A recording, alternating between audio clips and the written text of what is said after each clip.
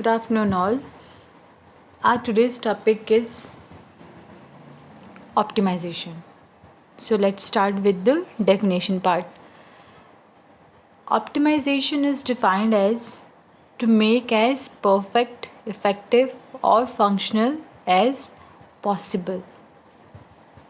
So, what this definition mean? It means that it is the process of finding the best way of using the existing resources while taking into the account of all the factors that influences decision in any experiment.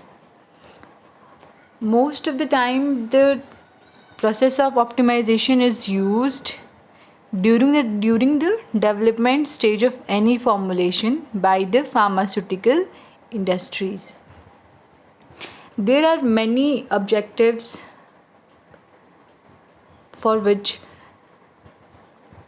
the term optimization or the process of optimization is necessary. So let's discuss why process of optimization is necessary. To reduce the cost, to ensure safety and reduction of error, for innovation and efficacy, for reproducibility, and to save the time.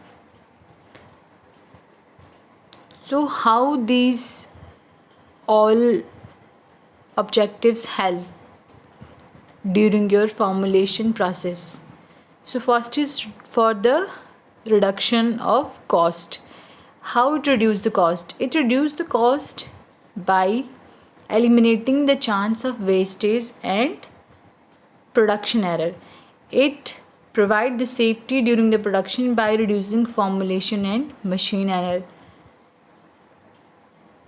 It ensure the reproducibility of safe and effective dosage forms at all the time.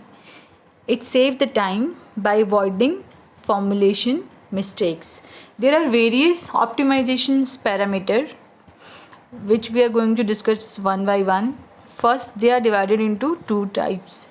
First is problem type and second is variable type optimization parameter. Now, problem type optimization parameter is further divided into two types. That is, first one is constrained and second is unconstrained.